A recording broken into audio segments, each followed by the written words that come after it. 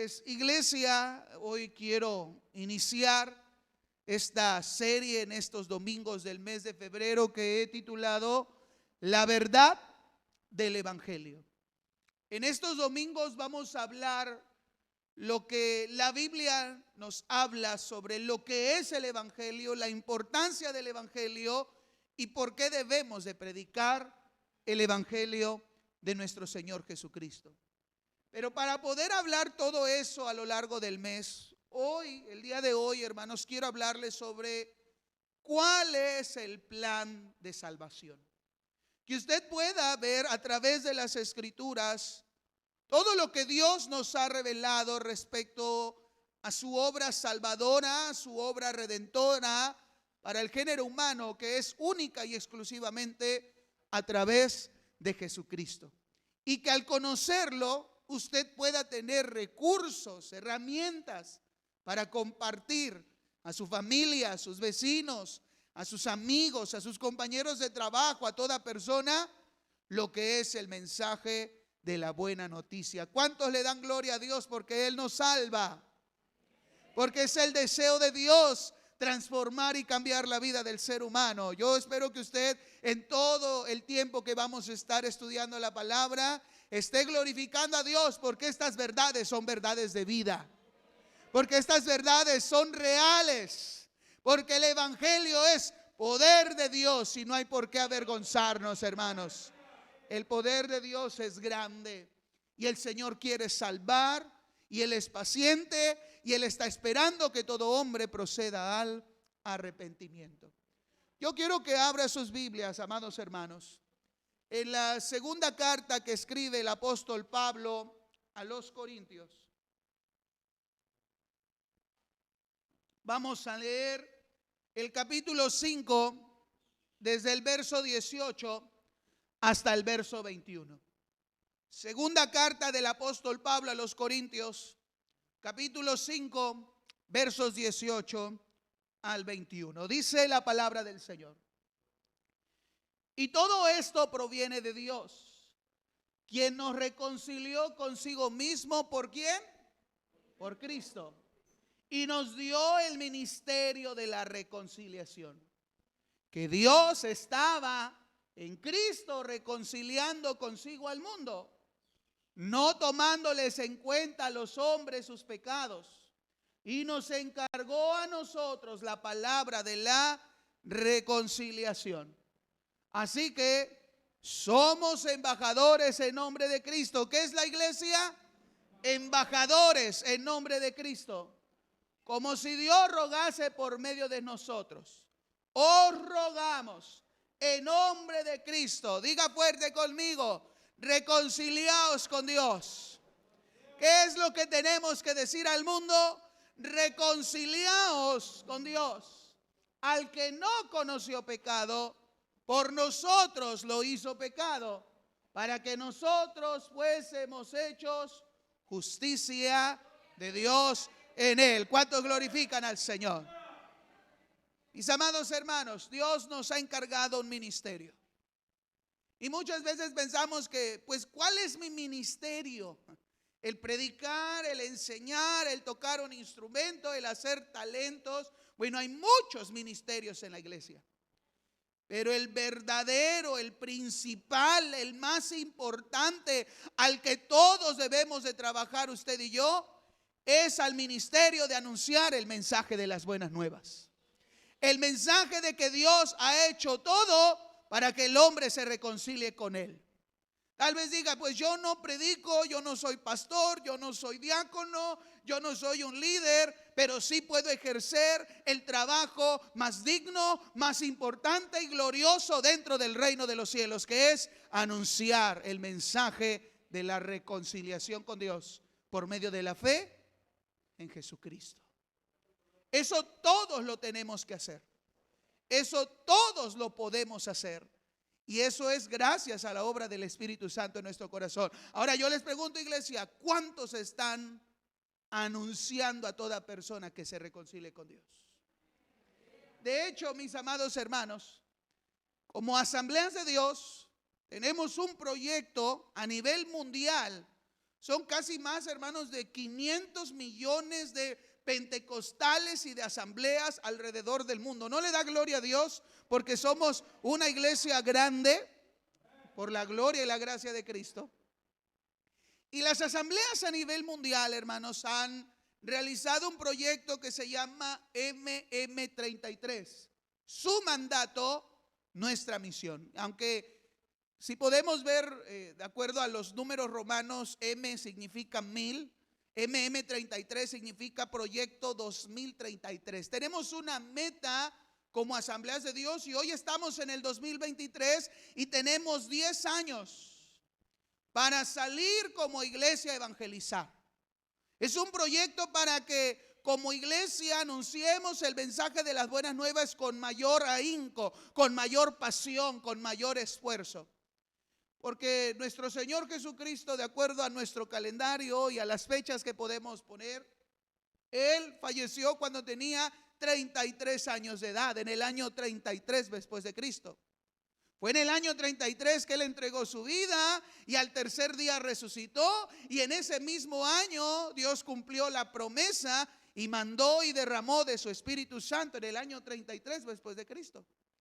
Entonces, nosotros estamos esperando la venida de Cristo y Él puede venir en cualquier momento, puede que sea mucho antes del 2033.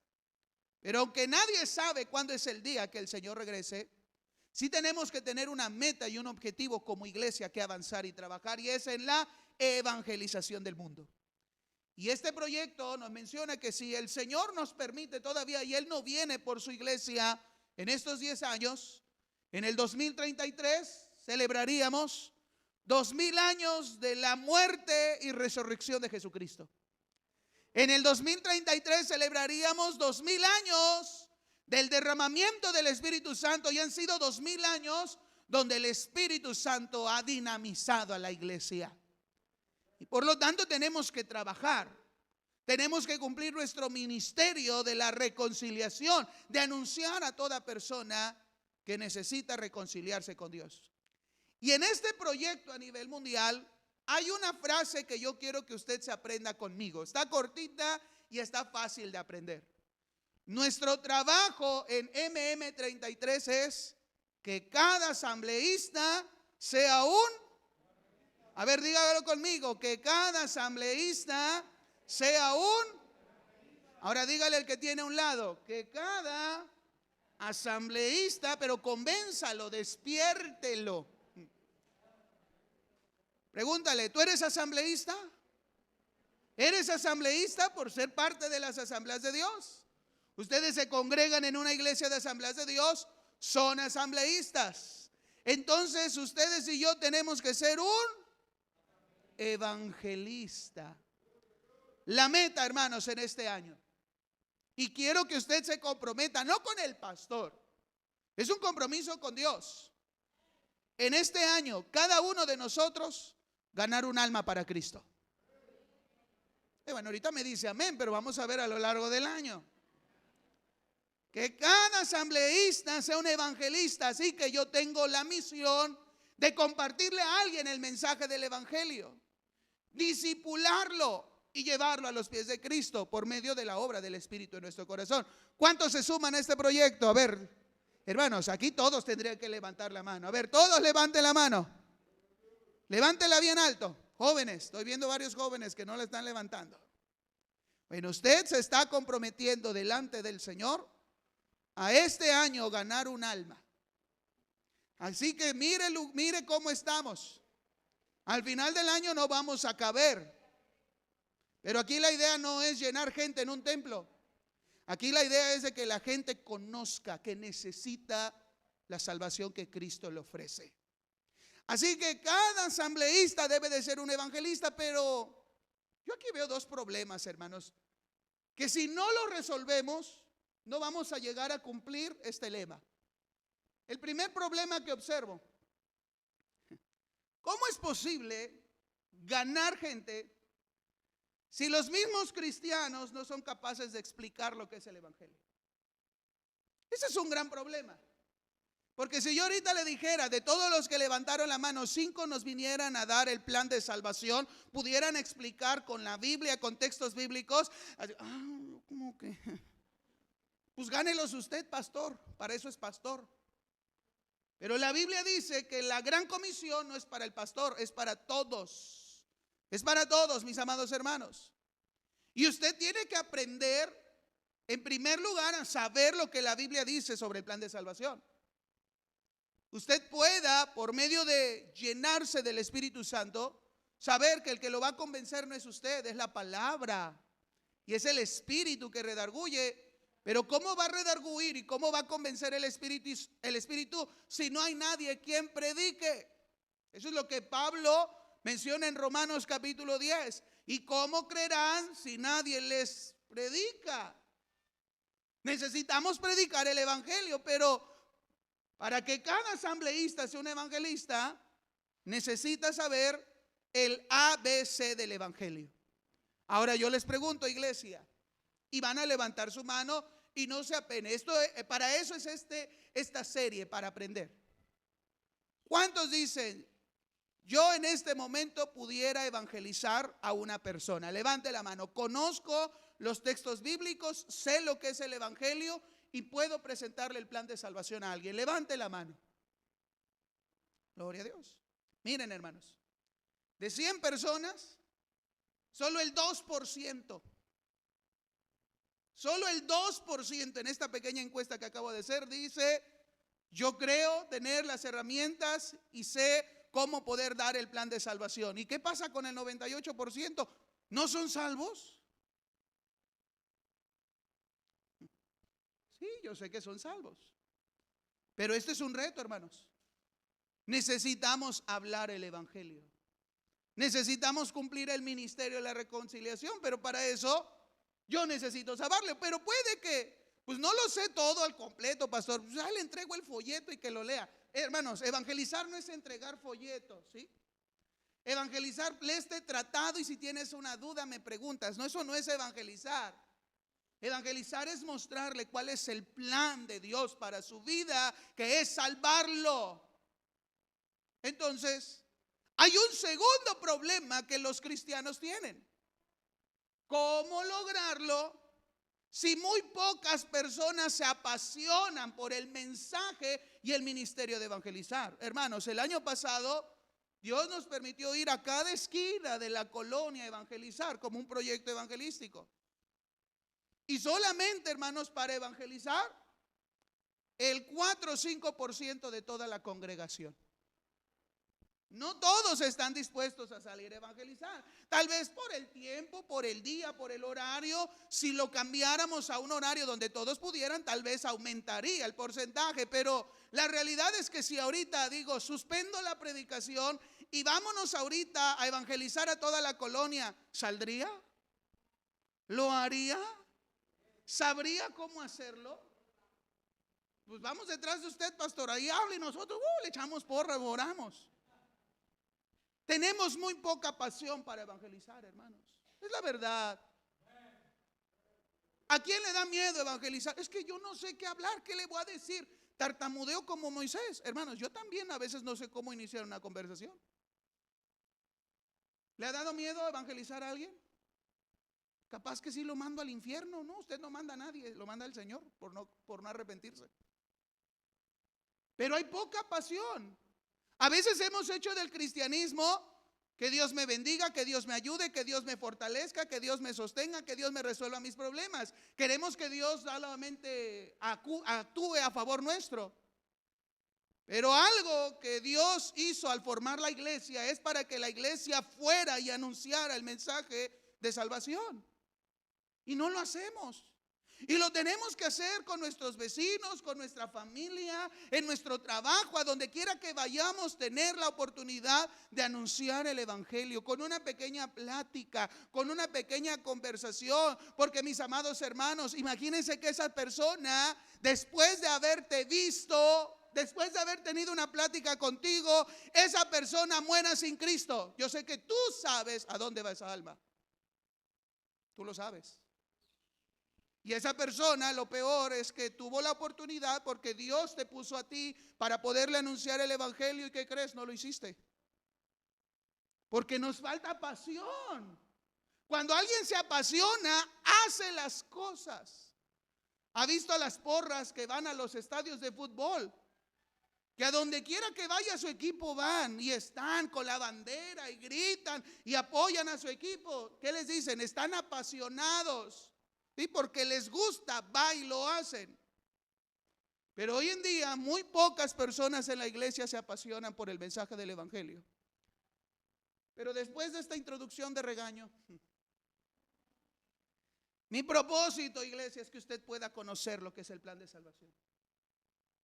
Mi propósito, hermanos, es de que usted pueda, a partir de ahora, tener el deseo, la convicción, la seguridad y pedirle al Espíritu Santo la ayuda para salir y evangelizar.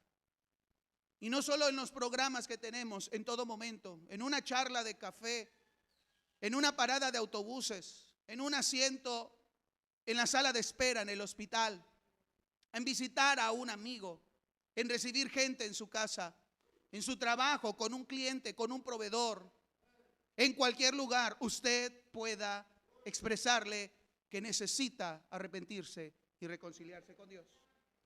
Pero para hablar sobre el plan de salvación, iglesia, debemos de reconocer esto. Si queremos que más gente puedan experimentar la nueva vida en Cristo, la gente necesita escuchar y creer en el evangelio. ¿Quieres que tu familia sea salva? Necesitan escuchar y creer en el evangelio. ¿Quieres que las personas a tu alrededor sean salvas y tengan nueva vida? Necesitan escuchar y creer en el evangelio. Así que, ¿cuál va a ser nuestra labor, iglesia? ¿Cuál va a ser nuestra labor? El ministerio de la reconciliación. Pero para dejar en claro, hermanos, lo que tenemos que hacer, en primer lugar, lo que yo les quiero enseñar es lo que no es el evangelio. Porque muchas veces creemos que esto es el evangelio y así evangelizamos. Y si usted lo hace, está equivocado, porque bíblicamente eso no es el evangelio. Usted tiene que saber lo que las sagradas escrituras nos enseñan sobre la buena noticia. Pero en primer lugar, para que usted me entienda, vamos a ver lo que no es el evangelio. ¿Alguno ha ido a un banco o a una tienda departamental, sea Coppel, Electra, Suburbia? En esos lugares donde siempre se acerca una persona y te dice: hola amigo, ¿ya tienes nuestra tarjeta de la tienda? Oye, ¿no te gustaría? Solo te demoras 10 minutos. La tarjeta de crédito del lugar. Y uno sabe que sacar una tarjeta de crédito de ahí es la muerte, ¿eh? Porque no sabes ni los intereses, hasta por respirar te cobran. Pero ¿cómo es un vendedor así? Ellos te van a vender que su seguro o su crédito es el mejor de los mejores. No, es que si tú aceptas y recibes nuestro crédito, tú vas a tener más ganancias. Tu dinero va a rendir más. Tú vas a pagar menos intereses. No, mira, la competencia te ofrece esto, yo te ofrezco esto y es mejor. Los vendedores de seguros te dicen: no, nosotros hasta te pagamos la cajita y te enterramos. Porque por tal de vender te ofrecen hasta la última Coca-Cola, ¿verdad? Un vendedor de crédito y de seguros dice: nosotros somos la mejor opción que tú puedas tener.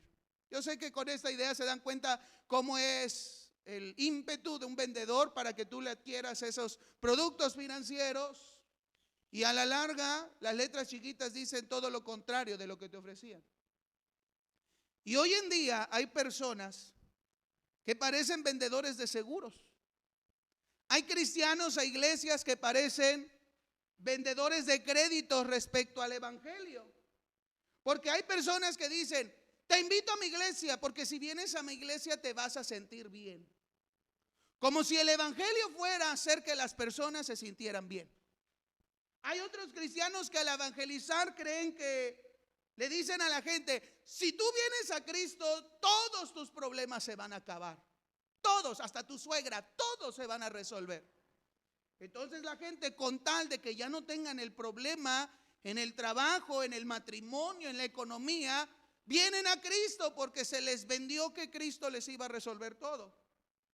Hay personas que hasta parece que si no firmas hoy con Él vas a perder. Si aceptas hoy a Cristo, Él te va a sanar de toda enfermedad. Y si no trae enfermedad, aquí te damos una. Al fin hay muchos enfermos en la iglesia, pero Él te sana. Y creemos que el evangelio consiste en que Dios sana y sana, y solamente en las iglesias se predica: ven a Cristo y Él te sanará. Pero el evangelio no es eso. Hay personas que al evangelizar dicen: acepta a Jesús y Él te va a dar todo lo que tú quieres. Él te va a dar casas, te va a dar carros, va a bendecir tu empresa, te va a ser muy importante, te va a ir bien y vas a cumplir tus sueños. Y hoy hay muchas iglesias con grandes multitudes que están ahí porque les vendieron eso. Les dijeron que Dios les iba a dar dinero, que Dios les iba a dar una cuenta bancaria, que Dios iba a ser el campeón que había en ellos. Pero iglesia, ese no es el evangelio. Lo que yo quiero que usted aprenda en primer lugar, iglesia, es que el evangelio no trata de nuestra comodidad. El evangelio no trata de que seamos empoderados. El evangelio no trata en que nosotros seamos capaces de realizar nuestros sueños y autorrealizarnos, porque Dios tiene un plan para ti. Y muchas veces nosotros pensamos que ese plan es: ay, Dios me va a dar la compañía, ay, Dios me va a dar el matrimonio perfecto, ay, Dios me va a dar la empresa perfecta. Pero eso no es el evangelio. Quiero que quede bien remarcado en su mente y en su corazón. Lo que hoy muchos ofrecen, eso no es el evangelio. Entonces, ¿qué es el evangelio? ¿Qué es lo que nosotros debemos entender de lo que sí es el evangelio? El evangelio bíblico, el evangelio real que Dios nos ha mostrado y revelado a través de su palabra. Bueno, yo quiero que aprendan esta pequeña frase lo que es el evangelio. El evangelio tiene que ver con lo que Dios hizo por nosotros para salvarnos y librarnos del pecado, de la condenación y restaurarnos. Eso sí es el evangelio. ¿Se dan cuenta? No tiene que ver conmigo, tiene que ver con quién es Él y lo que Él ha hecho, y gracias a lo que Él ha hecho yo puedo tener salvación.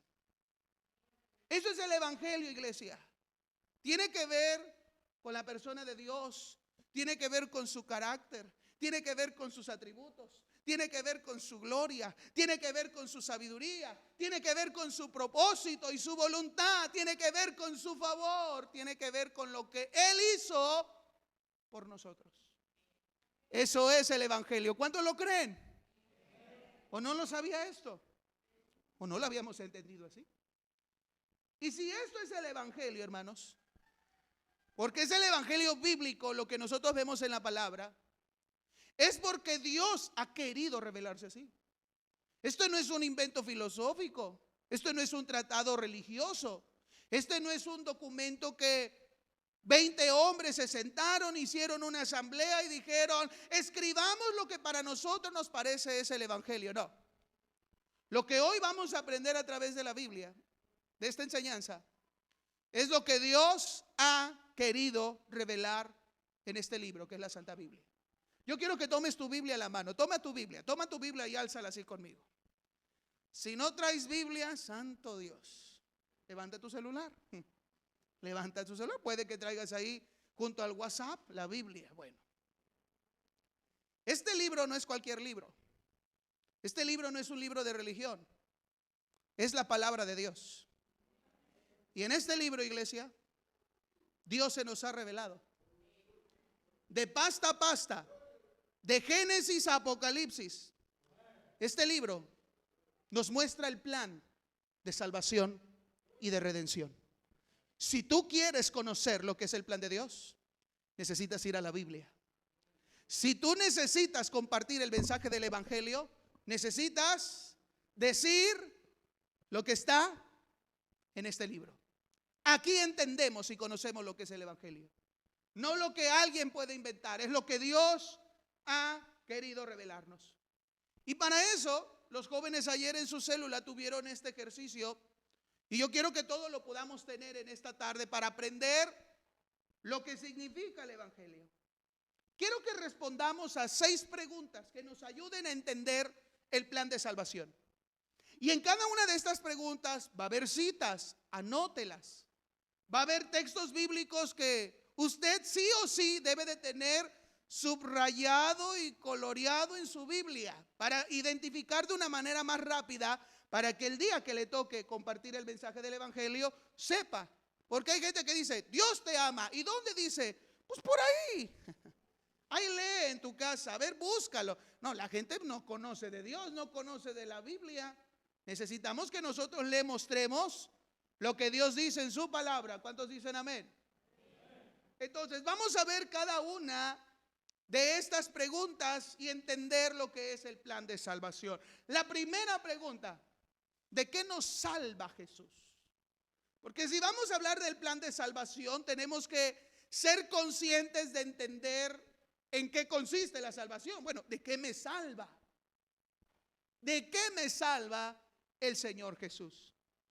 Y yo quiero, hermanos, que vean que antes de ver cada uno de los puntos, una vez me tocó ver un video de un ateo que subía a sus redes sociales que se burlaba del cristianismo y lo hacía con palabras antisonantes y decía, es que yo no puedo entender cómo los cristianos dicen que Dios salva, porque Dios te salva de Él mismo, que está enojado contigo, pero al mismo tiempo te ama y no quiere destruirte, pero sí te va a destruir. En pocas palabras es lo que decía. El cristianismo es lo más ilógico, lo más irracional y lo más absurdo de decir que un Dios que te ama al mismo tiempo te quiere matar y Él te quiere salvar de sí mismo. Bueno, ese es un argumento que muchos ateos toman y se burlan del cristianismo, pero lo hacen porque desconocen toda la verdad de la palabra. Lo hacen porque en ellos está una naturaleza pecaminosa y ellos, llamándose sabios, son necios ante Dios. Pero la Biblia, que es la revelación de Dios y lo que Dios nos muestra en su plan de redención, nos menciona que en el principio Dios creó todo. En 6 días creó todo lo que existe alrededor nuestro.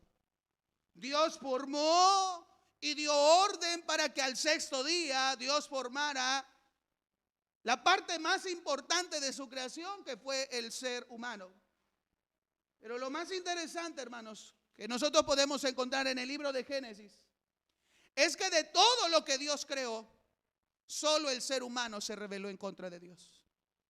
El día de hoy, hasta el día de hoy, el mar sigue obedeciendo a Dios porque Dios le puso un límite y le dio una orden. Aún el mar se sujeta a Dios. Cuando Dios formó el cosmos, formó las estrellas y formó los planetas, Dios les dio una orden para que orbitaran y se movieran conforme a la velocidad y a la distancia que Dios sabe en su inteligencia y sabiduría tenían que darse. Y hasta el día de hoy lo siguen haciendo. El sol y la luna, el día y la noche siguen cumpliendo el mandato divino del tiempo. Cuando Dios dijo que del mar hubiera bestias marinas, sigue habiendo. Cuando Dios dijo que de la tierra produjeran animales y plantas, la tierra sigue obedeciendo a su creador. Dios puso a las lumbreras para que fueran fijación de estaciones y aún las estaciones las seguimos viviendo. La creación entera ha obedecido a Dios, pero hay una criatura que se rebeló en contra de su creador. Solo el ser humano hizo lo que no tenía que hacer. Solo el ser humano desobedeció a la orden divina. No comerán de ese fruto. Entonces, mis amados hermanos, la Biblia nos muestra que la raza humana está caída, está en rebeldía y en pecado en contra de su creador. Y por lo tanto, mis amados hermanos, como el ser humano pecó, el ser humano lo perdió todo. Cuando Dios puso al hombre en el huerto del Edén, el hombre podía tener una comunicación directa con su creador. El hombre estaba en un estado de inocencia, no conocía el bien y el mal y vivía en un estado de felicidad. Dios lo puso en una posición de privilegio. Al hombre no le faltaba nada, el huerto lo producía todo. Solamente Adán tenía el trabajo de nombrar a todos los animales que Dios había creado. Y en el huerto, Adán y Eva tenían toda la provisión directa de parte de Dios y podían hablar directamente con su creador. Pero el día que el hombre se rebeló, perdió todo eso. Perdió la inocencia. Murió espiritualmente. Perdió esa relación directa con Dios. Perdió esa provisión. Y murió en su corazón y en su espíritu. Eso es lo que la Biblia nos enseña. Y que a causa del pecado, el ser humano ahora enfrentaría consecuencias.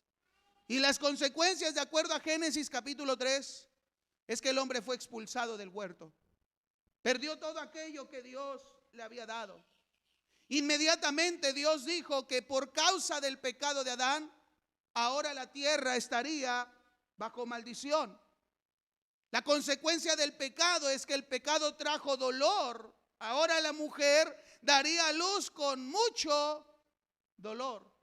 Habría sufrimiento y habría dominio de un género sobre el otro. Otra de las consecuencias del pecado es que el pecado ocasionó miedo y vergüenza. Adán y Eva, cuando sabían que estaban desnudos, sintieron vergüenza, y cuando oyeron la voz de Dios que estaba en el huerto, se escondieron porque tuvieron miedo. Eso es consecuencia del pecado. Pero ahora el ser humano vive esclavizado bajo sus propios deseos pecaminosos. Al ya no tener inocencia y tener conocimiento del bien y del mal, ahora el hombre daba rienda suelta a sus instintos y sus deseos. Y a partir de esta caída vemos asesinatos, vemos traiciones, vemos, hermanos, todo lo malo y lo injusto que la Biblia nos puede mostrar de lo que es el pecado en la humanidad. Pero también, mis amados hermanos, una de las consecuencias que Adán y Eva enfrentaron, y ahora todos nosotros como seres humanos enfrentamos, es que eso nos hace merecedores del castigo y de la ira divina. Dios puso unos ángeles en la entrada del huerto del Edén, con espadas ardientes. Aquel que se atreviera a acercarse una vez más a tener lo que habían perdido, iban a morir calcinados en ese momento por la justicia de Dios. Mis amados hermanos, lo que quiero decirte en este primer punto es que Dios nos salva, hermanos, porque debemos de entender de que la raza humana es pecadora. Así lo dice la Biblia. Y quiero que usted se aprenda lo que dice Romanos capítulo 6, verso 23. Porque la paga del pecado es muerte. El pecado hizo que el hombre perdiera todo y que el hombre tuviera consecuencias. La consecuencia del pecado es la muerte. Pero también la Biblia nos dice en Romanos capítulo 2, verso 5. Pero por tu dureza y por tu corazón no arrepentido, atesoras para ti mismo ira para el día de la ira y de la revelación del justo juicio de Dios. Si algo es Dios conforme a la Biblia, es que Él es justo. Y al ser justo, Él castiga el pecado.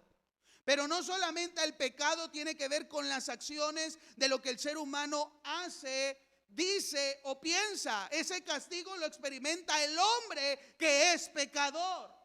Dios es justo y por lo tanto demuestra su ira sobre el hombre pecador. Así lo demostró ante Adán, así lo demostró ante Eva y así lo demostrará Dios sobre toda persona del género humano. Todo aquel que está en su pecado y es pecador merece y recibirá la ira, el castigo, el juicio de Dios. Hebreos capítulo 10, verso 30. Pues conocemos al que dijo: mía es la venganza, yo daré el pago. ¿Quién dice estas palabras? Es Dios. Es Dios el que hace justicia y Él pagará a cada uno conforme a sus acciones. Es Dios. Entonces, mis amados hermanos, termina Hebreos 10:30 diciendo: y otra vez el Señor juzgará a su pueblo. Así que Dios no solamente es nuestro creador, también se convierte en nuestro juez. ¿De qué nos salva Dios? Del pecado, de sus consecuencias y del castigo eterno. Eso es lo que usted debe de saber. Y es lo que tenemos que predicar a toda persona, porque si no se arrepienten, al final sí o sí enfrentarán las consecuencias de su pecado. Enfrentarán el hecho de que están en enemistad con Dios y sufrirán el castigo. La pregunta es, ¿usted cree que Dios va a decir: bueno, te la perdono, bueno, no pasa nada, fuiste buena persona, no le hiciste daño a nadie, me caías bien? No. La Biblia nos muestra que Dios es justo. La Biblia nos muestra que Él castiga el pecado. La Biblia dice que hay un día, el día de la ira de Dios, y Él pagará. ¿De qué nos salva Dios? De eso, del pecado, sus consecuencias y el castigo. Ahora, en segundo lugar, si de eso Dios nos salva, ¿qué experimenta el hombre cuando es salvo? Porque eso es lo que queremos que la gente entienda y pueda vivir. La experiencia de la salvación, que es una obra de Dios, es el deseo de Dios, es de lo que Dios nos salva. Y en esta pequeña figura, yo quiero que ustedes puedan tener estos conceptos y estos textos que les va a ayudar a hablarle a otra persona. Que sin Cristo, en nuestros pecados, para nosotros solamente hay malas noticias. Para el hombre que no se ha arrepentido, no se ha reconciliado con Dios, no ha aceptado el mensaje de Dios, para la humanidad solamente hay malas noticias.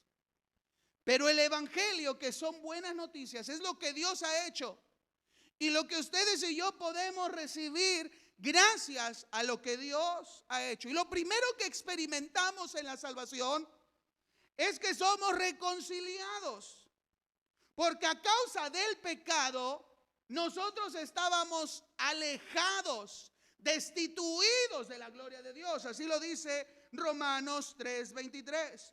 Por cuanto todos pecaron y están destituidos. Esta palabra griega significa alejados o privados. No merecen y no pueden estar delante de la presencia de Dios. El pecador está alejado, pero por medio del sacrificio de Cristo, ahora nosotros somos ¿qué? Reconciliados. Así lo leímos al inicio, 2 de Corintios capítulo 5 verso 19. Que Dios estaba en Cristo reconciliando consigo al mundo, no tomándoles en cuenta a los hombres sus pecados. El hecho de que Dios nos reconciliara es de que ahora podemos volver a estar con Él. Yo pensé que iba a decir ahí un fuerte amén. El evangelio es eso. Por nuestro pecado merecemos estar alejados de Él porque somos pecadores. Pero la buena noticia es que Él nos ha reconciliado y ahora podemos estar con Él. Al experimentar la salvación, el ser humano obtiene perdón. En Romanos 3:23 nos dice: por cuanto todos pecaron, todo ser humano es pecador, todos somos culpables, todos hemos desobedecido a Dios, todos hemos sido injustos. ¿Quién no ha dicho una mentira? A ver, todos. Eso nos hace infractores de la ley, eso nos hace pecadores. ¿Quién no ha tenido un mal pensamiento? Ojalá que se caiga porque me cae mal. ¡Ay, ya pecaste! Hemos violado la ley de Dios, somos pecadores. Pero el evangelio nos dice en Efesios 1:7, en quien tenemos redención por su sangre, el perdón de pecados según las riquezas de su gracia. Dios, por medio de la sangre de su Hijo, nos ofrece el que seamos ¿qué? Perdonados. Ese es un beneficio, hermanos, porque la gente necesita rezar tantas cosas y declarar sus cosas a una persona para sentirse libres y perdonados, pero el único que puede perdonar es Dios, y lo ha hecho por medio de la sangre de Cristo. Y cuando una persona recibe el perdón, es libre de la culpa del pecado y de los errores. Una tercera cosa que recibimos en la obra del Señor es que somos libres de toda culpa. Por ser pecadores somos culpables ante Dios, hermanos. Y nadie puede decir soy inocente, todos. Mire lo que dice primera de Juan capítulo 3 verso 4. Todo aquel que comete pecado infringe también la ley, es culpable. Si usted ha violado la ley es pecador, es culpable ante Dios. Pero Dios nos da la oportunidad de ser justificados, de ser perdonados, de ser declarados inocentes delante de Dios. Así lo menciona Romanos capítulo 3, verso 25. A quien Dios puso como propiciación por medio de la fe en su sangre para manifestar su justicia a causa de haber pasado por alto en su paciencia los pecados pasados. ¿Qué hizo Dios? Pasar por alto. No nos está tomando en cuenta nuestros pecados por el sacrificio de su Hijo Jesucristo. Yo que soy culpable, yo que he desobedecido a Dios, yo que no quiero obedecer a Dios, Él se ha sacrificado por mí y por su sacrificio. Yo soy inocente, hermanos. Esto no lo deberíamos de merecer, pero Dios lo ha hecho por nosotros. Así que ahora al experimentar la salvación somos libres de culpa. Pero también cuando estábamos en el pecado, en nosotros había muerte. La Biblia dice en Efesios 2:5, aún estando nosotros muertos en pecados, no podíamos vivir espiritualmente, hacíamos todo lo que nuestra carne y nuestro pensamiento y nuestros deseos quieren hacer. Eso es una muerte espiritual. Pero ahí mismo en Efesios 2:5 nos dice, nos dio vida juntamente con... Tú puedes tener vida porque es Dios el que te la da por medio de Cristo. Ahora, ese es un beneficio de la salvación. Otro, hermanos, Dios nos limpia de todo pecado. Eso quiere decir, hermanos, que el pecado en nosotros nos ensucia, nos mancha, nos hace ver mal, oler mal. ¿No se ha dado cuenta que así es el pecado? Nos destruye, nos arrastra, nos contamina. ¿O a poco es bonito abrazar a alguien con todo el aliento alcohólico? Es bonito ver cómo una persona está destruyendo su cuerpo con drogas. Es bonito ver a una persona que está dando su vida a los placeres del mundo. Ante los ojos de Dios, no, eso nos contamina, eso es maldad, eso es impureza. Pero la salvación que Cristo nos da, nos limpia. Primera carta de Juan capítulo 1, verso 9. Si confesamos nuestros pecados, Él es fiel y justo para perdonar nuestros pecados y limpiarnos de toda maldad. La gente quiere hacer cosas para no sentirse culpable. Ay, sí, me voy de rodillas hasta la basílica, por fin Dios me va a aceptar. Bueno, tú hazlo, pero eso no te limpia.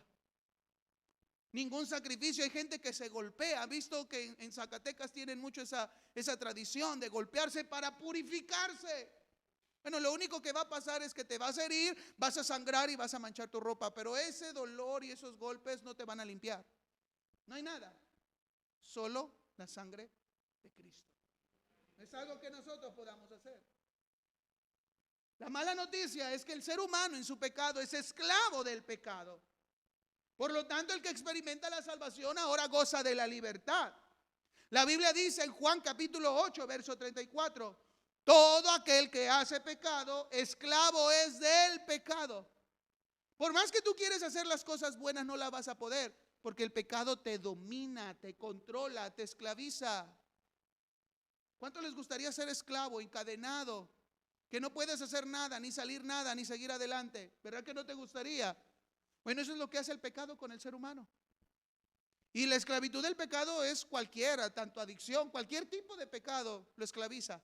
Porque lo hace y lo hace y lo hace y lo vuelve a hacer y no sabe cómo hacer. ¿Por qué? Porque está encadenado, está esclavizado, está dominado. Pero Cristo es el único que nos puede hacer libres. En Juan capítulo 8, verso 36. Si el Hijo os libertare, seréis verdaderamente libres. Miren, aquel que está batallando con un pecado, yo no te puedo hacer libre. Una religión no te va a hacer libre. Hay gente que dice: pastor, atiendan a esta persona, a mi familiar, para que cambie. Yo no lo voy a cambiar, ni este templo, ni esta iglesia. Porque si Cristo no lo hace libre, nadie lo va a poder hacer libre. Él necesita creer en Cristo, él necesita arrepentirse, él necesita entregarse, y Cristo verdaderamente lo hará libre. Y ese es un beneficio, hermanos. Cristo nos hace libres del pecado. Pero también en el pecado nosotros estábamos en enemistad con Dios. La Biblia dice en Romanos capítulo 5, verso 10. Porque si siendo enemigos, miren, esta es la condición de toda persona que no ha aceptado a Cristo, es enemigo de Dios. ¿Usted le gusta ese título? Ay, no, yo soy hijo de Dios. No, usted es enemigo de Dios porque usted no ha creído en el evangelio. Y imagínate echarte de enemigo a Dios. Bueno, eso es lo que pasa cuando una persona no quiere entregar su vida a Cristo. Se ha constituido en enemigo de Dios. Pero hemos sido, dice Romanos 5:10, fuimos reconciliados con Dios por la muerte de su Hijo. Eso quiere decir que ahora ya no somos sus enemigos, ahora somos sus hijos. Nos ha adoptado, Efesios 1:5, en amor habiéndonos predestinados para ser adoptados hijos suyos por medio de Jesucristo.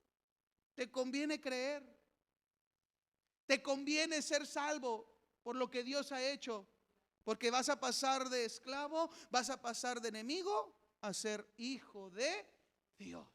Y miren qué hermoso y qué bendición es poder ser llamado hijo de Dios.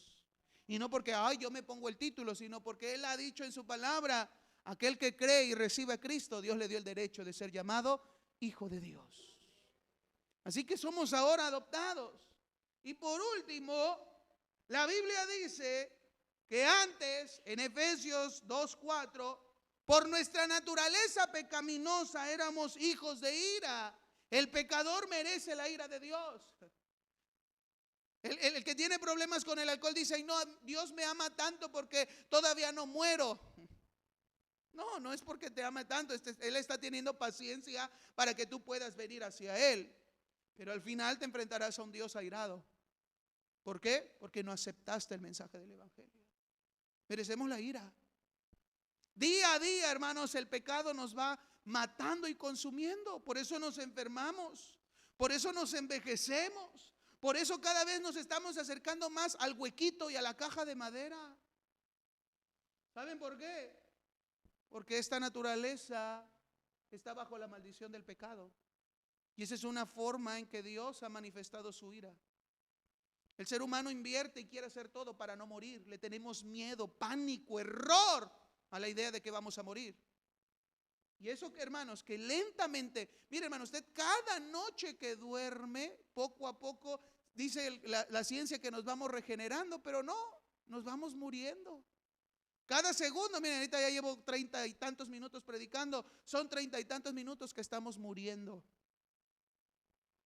Eso es la ira de Dios sobre nosotros. Pero la salvación de Dios es darnos vida. Que a pesar de que naturalmente tenemos que morir por el justo juicio de Dios, por la salvación en Cristo, un hueco, una tumba, un ataúd no nos separa del amor del Señor. Tenemos la esperanza de la vida eterna. Éramos hijos de la ira, pero mire lo que dice Romanos 5:8. Justificados pues, Romanos 5:1. Justificados pues por la fe tenemos paz para con Dios. Ahora usted tiene paz con Dios. Vida. ¿Usted qué quiere? ¿La ira de Dios o la bendición y la paz de Dios? ¿Cuál quiere? Bueno, eso usted la puede obtener si usted cree en Cristo y se arrepiente. Entonces, hermanos, es importante decirle a la gente lo que significa la salvación. No es pues ve a la iglesia y Dios te va a ayudar. No, es saber todo lo que la condición de pecado hace en el ser humano y todo lo que Dios nos da y nos ofrece por el sacrificio de Cristo. Tercera pregunta. Bueno, ya vimos de qué nos salva, ya vimos que experimentamos a la salvación. Ahora, ¿por qué nos salva? Pues ya nos hubiera dejado así. pecamos, fallamos, desobedecimos, pues nos morimos. U otros dirán, si Dios sabía que iba a fallar Adán y Eva, ¿para qué los creó?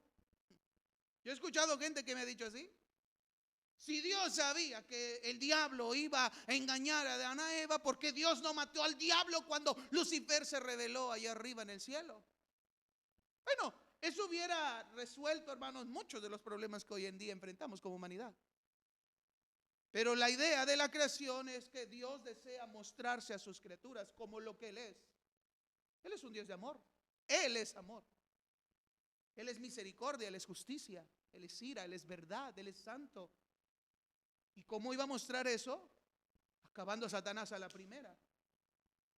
Hay un plan, Satanás tiene un fin. Satanás y sus demonios que se rebelaron en aquel entonces tienen un fin, está revelado en la Escritura. Dios sabía que el ser humano iba a fallar. Y solo por medio del fallo del hombre, el hombre podría tener la capacidad, por medio de la obra que Él ha hecho en nosotros, de saber quién es. Yo no puedo decir que Dios es bueno si no puedo experimentar en lo malo mío su bondad. Yo no puedo conocer que Él es misericordioso si yo no necesitara la misericordia. Y la misericordia es un favor que no merecemos. Por eso Dios ha permitido todo esto. La manera de que el ser humano pueda conocer realmente quién es Dios. Dios no es una estatua, no es un pedazo de madera, no es yeso, no es alguien que, ¡ay! ¿Dónde está Dios? No puedo ver. Dios es un ser todopoderoso, todo lo sabe, está en todo lugar y Él ha creado para poder mostrarse a nosotros. Eso es Dios. Entonces, ¿por qué nos salva? Bueno, la Biblia nos deja ver claramente dos razones por las cuales Dios nos salva. En primer lugar, porque esa es la voluntad de Él. Es el deseo de Dios salvar al hombre. No es que, ay, yo me salvé cuando vine a esta iglesia. No. Si hay salvación es porque Dios desde antes de la fundación del mundo, dice el apóstol Pablo en Efesios 1:4, Él ya había escogido salvarnos. Antes de que existiera el cosmos, el universo, la tierra, la primera célula que había, Dios ya sabía lo que iba a hacer.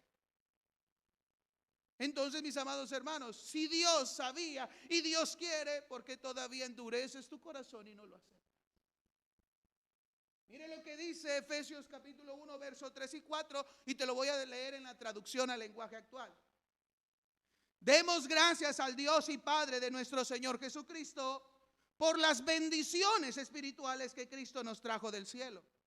Desde antes de crear el mundo, Dios nos eligió. ¿Desde cuándo? Antes de que las cosas existieran. Dios ya había elegido darnos la oportunidad de salvación para que fuéramos solo de Él y viviéramos sin pecado. Hermanos, si Dios quiere salvar al hombre, ¿por qué no decírselo? ¿Por qué no anunciarles esta buena noticia? Dios es el más interesado en hacerlo. Y segunda razón, ¿por qué nos salva Dios? Porque es su mayor muestra de amor y misericordia. ¿Cómo el ser humano puede saber que Dios le ama? El problema que hoy hay en muchas iglesias y con muchas personas es que dicen, ay Señor, si tú me amas, sáname. Ay Señor, si realmente me amas y estoy bien contigo, el de allá arriba, Señor, ayúdame, dame chamba, ayúdame con mi vieja, ayúdame con mi viejo. Señor, ay, si realmente me amas, dame un aguinaldo, que me aumente en el suelo. Y la gente piensa que el amor de Dios está relacionado a que Él te dé y te bendiga. Bueno, tú no has entendido quién es Dios. Y tú no has entendido que Dios ya nos dio su máxima muestra de amor, en que Él dio a su Hijo unigénito para que Él muriera en tu lugar y en mi lugar. Él tomó la culpa y el castigo que tú y yo merecíamos para que Él lo sufriera. Eso es amor. Dios te ama y eso no va a cambiar. Dios ama al hombre porque Él entregó a su Hijo a morir en nuestro lugar. Eso es el mensaje, hermanos, por eso Dios lo hizo. La Biblia dice en Juan 3:16, porque de tal manera amó Dios al mundo. Dios ama a la humanidad. voluntad. No quiso que nos quedáramos en esa condición de muerte, en esa naturaleza caída y en esa perdición. Es tanto su amor por su creación que Él vino, estuvo aquí con nosotros y se dio por nosotros. Si tú conoces y crees a Cristo y estás pasando problemas, eso no quiere decir que Dios no te ama. Él te ama, solo que te está perfeccionando. Pero su salvación es porque nos ama y porque tiene misericordia de nosotros. Segunda de Corintios 5:19. Dios estaba en Cristo reconciliando consigo al mundo, no tomándoles en cuenta a los hombres sus pecados. Imagínense, hermanos, que Dios nos castigara por nuestros pecados. Estaba viendo una película coreana que tiene la filosofía oriental, donde cada ser humano al morir tiene que pasar por 7 filtros en el infierno. Y si pasa los 7 filtros, va a reencarnar en una buena persona. Entonces está el primer filtro para los defraudadores, el segundo filtro para los mentirosos, el tercer filtro para los injustos. Y la gente ahí, y les ponen en pantalla lo que hicieron. Y si realmente el juez les comprueba que fallaron en ese pecado, iban a sufrir un horrendo castigo en ese círculo del infierno. Eso es una filosofía, una ideología humana oriental. Imagínense, hermanos, que nosotros sufriéramos ese castigo por nuestros pecados. En primera, lo merecemos, pero segunda, no lo quisiéramos.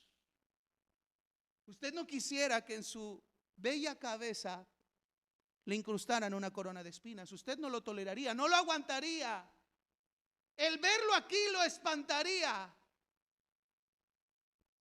¿Usted no le gustaría que unos clavos de 6 u 8 pulgadas de hierro oxidado perforaran su muñeca, su mano y horadaran sus pies? Usted no lo soportaría, le espantaría. Yo creo que si no muero por eso, moriría de infarto, por lo gordito y por la impresión. Usted no toleraría y aguantaría cargar una cruz de 70 u 80 kilos. No puedo cargar un bulto de 20 kilos de cemento. Ahora imagínense una cruz. Usted no soportaría los 39 latigazos que los romanos daban a los ladrones y a los acusados. Porque en cada látigo de los romanos estaba una pieza de hueso, de metal, que se incrustaba en la piel y rasgaba. Usted va y agarra la bugambilia y se espina. Y ahora imagínese que eso dañe su piel. Usted no aguantaría que una lanza lo atravesara en un costado. No lo aguantaría. Si tan solo se pica con un cuchillo picando cebolla, ya está haciendo el testamento. Ahora imagínese que una lanza. Bueno, ese castigo tú y yo lo merecíamos. Pero Dios no nos toma en cuenta nuestros pecados, porque fue Cristo el que tomó nuestros pecados, nuestra culpabilidad. Este es el mensaje que tenemos que dar a la gente. La gente no está consciente. La gente, pues yo voy al cielo y si me porté mal, hay que mi familia por 9 días rece por mí. No, eso no es bíblico. Van a sufrir, vamos a sufrir la ira de Dios si no nos arrepentimos, si no nos reconciliamos con Dios. Pero Él ya lo hizo todo, por eso es su razón. Eso es misericordia, un favor que no merecemos. Jesús no merecía la cruz, Jesús no merecía los clavos, Jesús no merecía ese maltrato, pero Él fue obediente al Padre. Él dijo, lo hago por amor y misericordia. Hermanos, por eso es la salvación, es el deseo de Él. Entonces esto lo tenemos que enseñar y decir a toda persona. Mas Dios muestra su amor para con nosotros en que siendo aún pecadores, Cristo murió por nosotros. Y aún todavía hay cristianos que dicen que Dios no les ama. Santo Dios. Cuarta pregunta. Ahora, ¿cómo nos salva Jesús? Bueno, la Biblia nos dice que Jesús vino a este mundo con un propósito. No vino a ser famoso, no vino a ser líder de un movimiento político y social, no vino a ser TikToker. A eso no vino Jesús al mundo. Jesús vino con un propósito bien definido. Primero, mostrarnos con poder el reino de los cielos. Porque cuando Cristo vino, los demonios temblaron. Cuando el Señor vino, nos mostró el reino de los cielos con poder, sanando a los enfermos, que todo eso era consecuencia del pecado y la caída del hombre. Pero también Jesús vino con un propósito: revelarnos al Padre. Sus palabras nos dan vida. Sus enseñanzas nos siguen guiando para acercarnos e ir al Padre. Todo lo que Jesús ha dicho es para nuestro bien. Eso nos vino a enseñar. Pero también Jesús vino a morir. Él sabía a lo que venía. Él varias veces les dijo a sus discípulos: voy a morir y al tercer día resucitar. Pero a veces los discípulos estaban más preocupados en el dólar que no entendían nada. Hasta que pasaron las cosas, el Espíritu Santo hizo que entendieran que todo lo que Jesús dijo tenía que suceder. Mis hermanos, amados hermanos, ¿cómo nos salvó Jesús? Él viniendo a nosotros, mostrándonos el camino a Dios y poniendo su vida en lugar de la nuestra. Para eso vino Cristo. Por eso la palabra del Señor nos dice: porque primeramente os he enseñado, dice el apóstol Pablo en su primera carta a los Corintios, verso 15:3, lo que sí mismo recibí, que Cristo murió por nuestros pecados. Para eso vino el Señor. Él sabía lo que venía. En Juan capítulo 10 Jesús dijo: a mí no me quitan la vida, yo la doy por mis amigos, por mis ovejas. No es de que lo mataron porque se llevaba mal con los fariseos, porque fue incómodo para el imperio, porque era para callar una voz. No, estaba escrito la necesidad de un sacrificio perfecto por la redención del hombre. Jesús sabía que él iba a morir, y en el huerto de Getsemaní, al orar, preparó su corazón y oró al Señor, porque él fue obediente. Señor, hágase tu voluntad. Voy a la cruz a morir. Quinta pregunta: ¿por qué Jesús tenía que morir así para salvarnos? Bueno, ¿por qué no pagó $1,000,000 al Señor? ¿Por qué no para salvarnos hizo otra cosa? Se hubiera agarrado unas peleas con el diablo ahí en el desierto y lo hubiera vencido y tan se acaba todo. ¿Por qué no? Bueno, yo de niño antes me imaginaba eso. ¿Por qué Jesús tuvo que morir en una cruz para salvarnos? Pues ¿qué no era mejor haber hecho otra creación? Pero saben, hermanos, la misma Biblia nos da luz para entender por qué la salvación tuvo que ser por medio de la muerte de Cristo en la cruz del Calvario. Primero, cuando Dios creó a Adán y a Eva, los creó en un estado de inocencia, no había pecado. Y porque no había pecado, no había muerte. Pero el día que Adán y Eva pecaron y se dieron cuenta que estaban desnudos, ¿qué hizo Adán y Eva? Se hicieron ropas con verdes follajes que habían ahí para tapar su desnudez y vergüenza. El hombre siempre intentando hacer algo para su bien. Pero eso no sirvió. Y Dios tuvo que darle unas túnicas de pieles a Adán y Eva. Así dice la escritura en Génesis. Ahora yo les pregunto: ¿cómo Dios hizo esas túnicas? ¿Cómo se las dio? Si en ese momento no había un sastrero, no había alguien que se dedicara al oficio de hacer túnicas. Ni siquiera necesitaban hacer túnicas, porque ¿para qué matar a un animal para cubrirnos? Estaban desnudos. Pero por la culpabilidad del hombre, un ser inocente tuvo que morir para cubrir la desnudez del pecado de Adán y Eva. Y esta imagen la podemos seguir observando en el Antiguo Testamento. Cuando Dios forma a su pueblo Israel y le da su ley, Dios demanda a Israel que para acercarse a él necesitaban hacer un sacrificio, matar a un animal inocente y derramar sangre. ¿Saben por qué Dios lo hace así, hermanos? Porque Él es un Dios santo. El pecado produce muerte. Solo que esa muerte no era de ellos, seres humanos.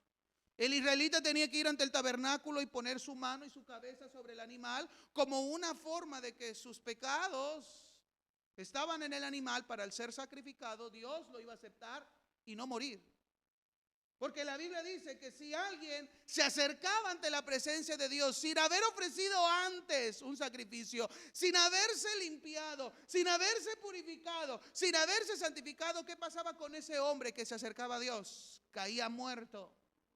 Entonces Dios le ordena por la ley estos rituales: sacrifiquen un animal de expiación para el perdón de sus pecados, con el objetivo de demostrar, en primer lugar, Dios es un Dios santo, y segundo, que el pecado produce muerte.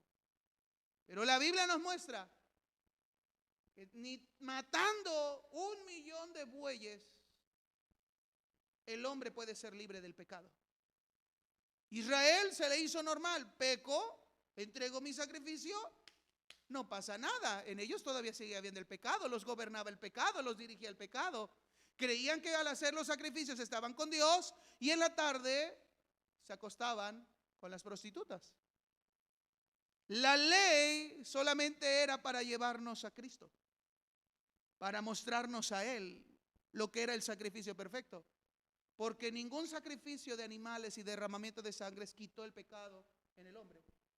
Solo un único, verdadero y suficiente sacrificio para quitar la culpabilidad del hombre: la sangre de Cristo, su cuerpo.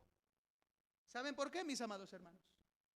En primer lugar, a diferencia de los seres humanos y del primer hombre, que es Adán, que representa a toda la humanidad, Adán desobedeció a Dios. Y cuando Jesús vino a esta tierra, Él no perdió su naturaleza divina, pero ahora Él tenía una naturaleza humana, como todos nosotros, como cada uno de nosotros, 100% hombre. Pero a diferencia de Adán, Jesús fue obediente. Como todos nosotros, Adán fue tentado. Cuando Eva le dijo: come, yo ya comí, no me pasó nada. Y Adán, al ser tentado en esto y comió, pecó al desobedecer. A Jesús también lo tentaron. Jesús también enfrentó toda clase de tentación que ustedes y yo podemos hoy experimentar, solo con una única y gran diferencia: Él no pecó. Fue tentado en todo, dice el autor a los Hebreos, pero Él no. Yo digo: es que yo no puedo con esta tentación. Hubo alguien 100% humano como tú y como yo, que sí pudo enfrentar la tentación y salir vencedor, y ese fue Jesucristo. Por lo tanto, Jesús, al ser inocente y perfecto, es y será el único y el mejor representante de la humanidad ante Dios. Por eso su muerte en la cruz fue que Dios puso nuestros pecados en Él, el único ser humano inocente y libre de culpa, que su muerte y su sangre puede satisfacer la ira y la justicia de Dios. Es la única, es único, es Él. Segunda de Corintios 5:21: al que no conoció pecado, por nosotros lo hizo pecado, para que nosotros fuésemos hechos justicia de Dios en Él. No pecó, pero pagó nuestra culpabilidad. Dios, imagínense, por eso cuando en el sacrificio de Cristo Jesús dijo: Eli, Eli, lama sabactani, que traducido es: Dios mío, ¿por qué me has abandonado? Porque fue en el momento en que el rostro del Padre no podía ver que todo el pecado de la humanidad estaba en ese momento en Cristo, y Él pagando el precio de la muerte que tú y yo merecíamos. Es una sustitución. Él tomó nuestro lugar. Por eso la salvación tenía que ser así. Ningún ser humano, ni el Dalai Lama, ni el Chofi Lama, ni todos los mejores seres humanos que hoy existan pueden salvar al hombre, o cambiar la mente del hombre, o transformar la mente del hombre. Solo el único hombre perfecto, obediente, que se sometió a Dios y cumplió la voluntad de Dios, Jesucristo. Y su muerte es más que suficiente para cambiar, transformar, liberar la vida del ser humano. Solo Él lo ha hecho, mis amados hermanos. Y yo quiero terminar, hermanos, con esta enseñanza del plan de salvación. ¿Qué necesito para ser salvo? ¿Qué se necesita? Hermanos, ya Cristo lo hizo todo. Tiene que ver con la obra de Dios, el plan de Dios, el mensaje de Dios y lo que Dios quiere hacer en cada uno. Pero solamente Dios demanda esto.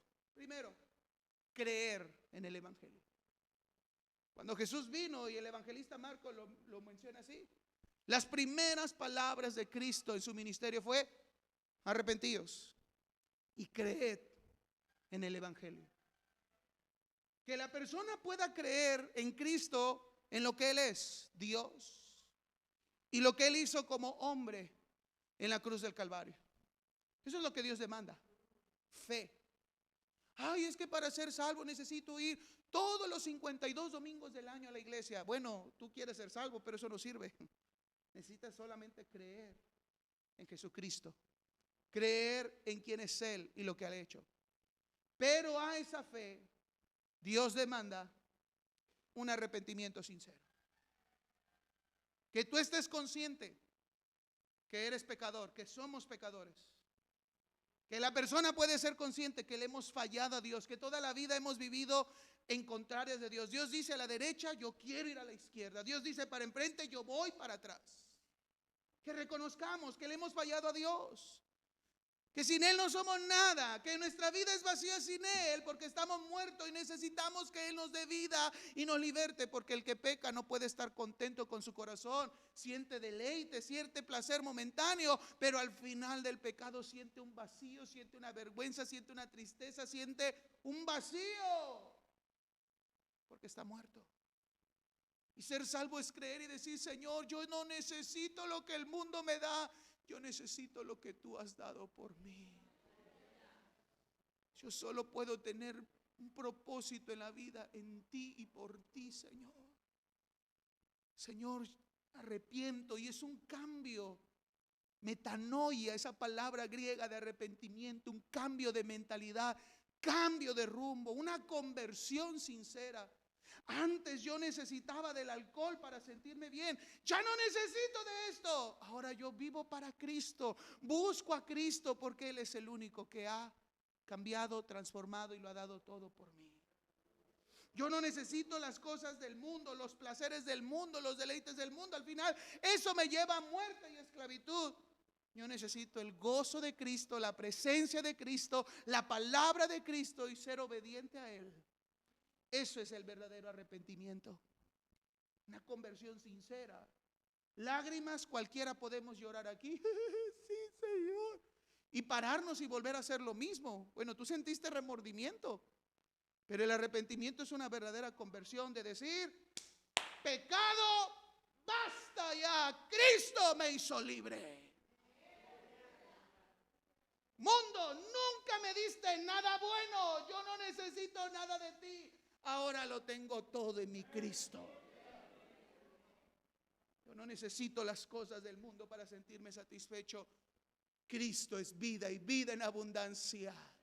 Fuera de Él no tengo nada, con Él lo tengo todo. Eso es un verdadero arrepentimiento, eso es una verdadera fe, y eso te permite vivir agradecido siempre con Jesús. Lo vas a buscar, lo vas a amar. El Espíritu pone en tu corazón que lo obedezcas, que lo sigas, que avances, que obedezcas su palabra. Eso es cuando una persona realmente ha experimentado la salvación. Les pregunto, hermanos, ¿quieren ser un evangelista? ¿Quieren dar este mensaje del plan de salvación y de la buena noticia? ¿Lo quieren hacer realmente? ¿Conocen ahora lo que significa y lo que es realmente el evangelio? No es ofrecerle a la gente un milagrito, no es ofrecerle a la gente: ven a la iglesia Lin, el pastor te va a cambiar. No es decirle: chau, chau a tus problemas. No, ese no es el evangelio. El evangelio es reconciliación con Dios. Es vida eterna con el Señor, y que si hoy alguien muere, tenga la seguridad que estará en la eternidad con Él. Eso es el evangelio. ¿Lo quieren anunciar? ¿Están dispuestos a ganar este año, aunque sea un alma para Cristo? Puestos en pie, iglesia. Puestos en pie.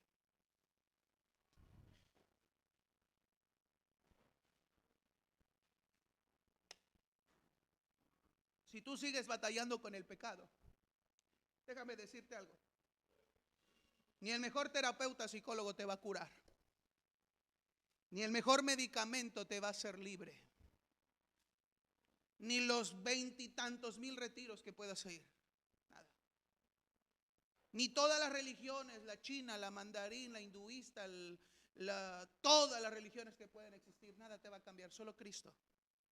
Si tú no has creído en Cristo y no te has arrepentido verdaderamente, hoy es el día que te reconcilies con Él, porque Él es el más interesado en darte vida y salvación. Pero también hago un llamado a la iglesia para que venga a este altar. Necesitamos comprometernos con este mensaje y predicarlo a toda persona. Yo quiero ver a esos asambleístas que levantaron su mano y dice: Señor, voy a actuar en el ministerio de reconciliación. Vengan aquí enfrente. Vengan aquí enfrente. Porque no nada más con una clase, con unas diapositivas, ustedes ya están listos. No, hermanos, esto no funciona así. Esto es de que nos llenemos del Señor, busquemos su palabra y que el Espíritu Santo nos lleve a donde nos tenga que llevar, nos ponga con la persona que Él quiere y hablemos y dejemos que el Espíritu Santo recuerde las palabras de Cristo y hablemos. ¿Lo quiere hacer? Decir, yo ya no quiero tener miedo para evangelizar. Venga, venga, corra, tumba el que tiene un lado, pero venga. Si usted dice, yo quiero hablarle a mi familia, yo quiero que ellos se reconcilien con Dios, venga, venga, hermano, apasionémonos por este mensaje. Apasionémonos. Vengan, hermanos. Y si usted diga, no, pues yo quiero, ya, ahora ya lo sé, quiero seguir así. Mi hermano, no siga así, no siga así. Tiene que cumplir la labor de evangelista. El Señor nos mandó y nos llamó a ser discípulos. Si Cristo viniera hoy y te pregunta, ¿a cuánto les hablaste de mí? ¿No nos daría vergüenza delante del Señor decirle a nadie? Mejor venga a este altar y pídale al Señor, ayúdame, ayúdame a compartir. Venga, hermanos, vengan, hermanos. Y si usted cree en el mensaje del Evangelio, usted no tiene que repetir una oración conmigo. Usted tiene que ser sincero con Dios y decirle: Señor, he andado mal, me he equivocado. Sí, Señor, no he querido obedecerte, perdóname, me arrepiento. Empiecen a orar, iglesia, empiecen a orar.